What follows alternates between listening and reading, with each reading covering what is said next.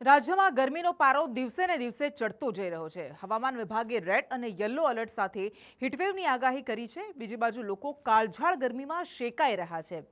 આકાશમાંથી વરસી રહેલા અગનગોળા જમીન પર આગ લગાવી રહ્યા છે, પરંતુ આકરી ગરમી સહન કરી રહેલા લોકોએ હવે આ ગરમીનો તોડ શોધી કાઢ્યો છે। તો શું છે આ તોડ, જોઈએ આ રિપોર્ટમાં। આકાશમાંથી વરસતી આગ, સપ્તાહ સુધી પડશે આકરો તાપ। એપ્રિલ માસમાં ગુજરાત આગની ભઠ્ઠી સમાન બની ગયું છે। તાપમાનનો પારો 40 ડિગ્રી ક્રોસ કરી ચૂક્યો છે, જે હવે નીચે આવવાનું નામ જ નથી લઈ રહ્યો। હવામાન વિભાગની આગાહી છે કે હજુ એક સપ્તાહ સુધી પારો નીચે ઉતરે તેવી કોઈ શક્યતા નથી।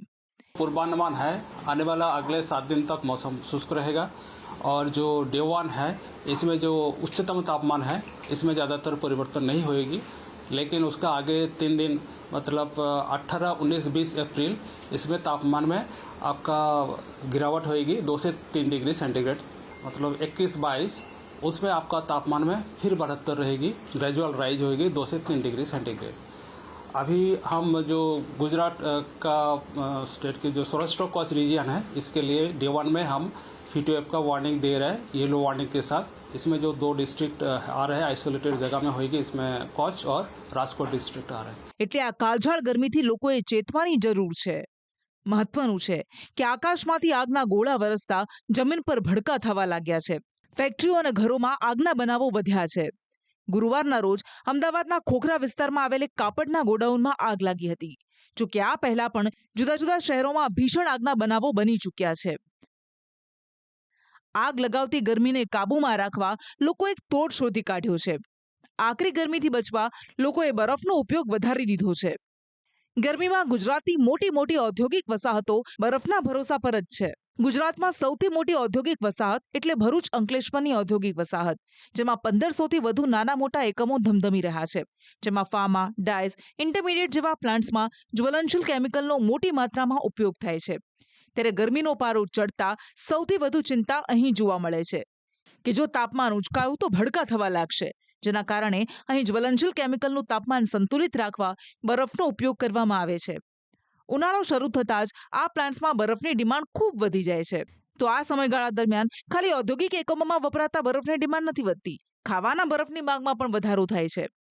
ગરમીમાં તમે જગ્યાએ જગ્યાએ શેરડીના ચીચોડા, જ્યુસ સેન્ટર અને બરફગોળા સેન્ટર જોશો, જેમાં પણ મોટી માત્રામાં બરફનો ઉપયોગ થાય છે, જેના કારણે પણ બરફની ડિમાન્ડ વધી જાય છે, જેને પહોંચી વળવા જુદા જુદા શહેરોમાં બરફની ફેક્ટરીઓ ધમધમવા લાગે છે।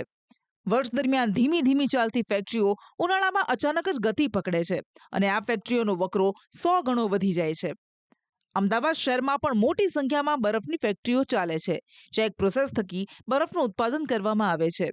ઉનાળાની સિઝનમાં આપણે જે બરફના ગોળા ખાઈએ છીએ તે બરફ ક્યાંથી આવે છે, કઈ રીતે બને છે, તેની ફેક્ટરીમાં અમે આવ્યા છીએ અને આપણે આખી ફેક્ટરીની વિઝિટ કરાવીશું। આ બરફ એટલો પારદર્શક હોય છે કે જેની સામે સામે જોઈ શકાય છે આ બરફ કઈ ફેક્ટરીમાં બને છે, કઈ રીતે બનાવવામાં આવે છે, તેની સંપૂર્ણ વિગતો જે છે તે આપણે ફેક્ટરીના જે માલિકો છે તેમની પાસેથી લઈશું। સાહેબ, આવો આપણે બરફ વિશે વાત કરીએ। આ જે ફેક્ટરી છે એની અંદર કઈ પ્રકારનો બરફ બનતો હોય છે? અહીંયા આરો પ્લાન્ટથી બરફ બનતો હોય છે અને બરફની પ્રોસેસ તમને સમજાવું કેવી રીતના બને છે। હવે અમારે અહીંયા સાઈડમાં એમોનિયા કોઇલ હોય છે, એમાં એમોનિયા ગેસ પડતો હોય છે અને નીચે આ ટેન્કની અંદર મીઠાનું પાણી હોય છે કે જે એમોનિયા કોઇલ મીઠાના પાણીને ઠંડુ કરતું હોય છે અને એ જ પ્રોસેસથી અંદર બરફ બનતો હોય છે અમારો। આ બરફ બનવાની પ્રક્રિયા 48 કલાકની હોય છે। 48 કલાકે અમને બરફ તૈયાર થઈને મળતો હોય છે। આની અંદર જે અત્યારે આ જે બંબલ થાય છે એ શાના હોય છે અને અંદર કેટલા લીટર પાણી હોય છે, કઈ પ્રકારની એરને ઉપયોગ કરવામાં આવે છે? આની અંદર 150 લીટર પાણી અંદર આવે છે અને અમે જે આ એર ફ્લો લગાવીએ છીએ કે એનું કારણ એ છે કે પારદર્શક બરફ બને, એના હિસાબે અમે એર ફ્લો મારતા હોઈએ છીએ કે જે પબ્લિકને સારો અને ચોખ્ખો બરફ દેખાય। આ બરફનો જો વાત કરીએ તો કેટલા કલાક સુધી કન્ટિન્યુ આ પ્રોસેસ બાદ બરફ હાથમાં આવે? 48 કલાક સલંગ પ્રોસેસ અમારું પ્લાન્ટ ચાલતો હોય, 24 કલાક અમારો પ્લાન્ટ ચાલતો હોય, પણ 48 કલાકે અમારો બરફ તૈયાર થઈને બહાર આવતો હોય છે। મહત્વનું છે કે આ બરફના મુખ્ય 3 પ્રકાર હોય છે, જેમાં એક ખાદ્ય બરફ જે ખાવામાં ઉપયોગમાં લેવાય છે, જ્યારે બીજો કેમિકલ બરફ જેનો મોટી મોટી ફેક્ટરીઓના પ્લાન્ટમાં ઉપયોગ થાય છે, ત્રીજો નાઇટ્રોજન બરફ જેનો મેડિકલ ક્ષેત્રે ઉપયોગ થાય છે આમ હાલ ઉનાળાની બળબળતી ગરમીમાં સામાન્ય લોકોને રાહત આપનારી એક જ વસ્તુ છે બરફ.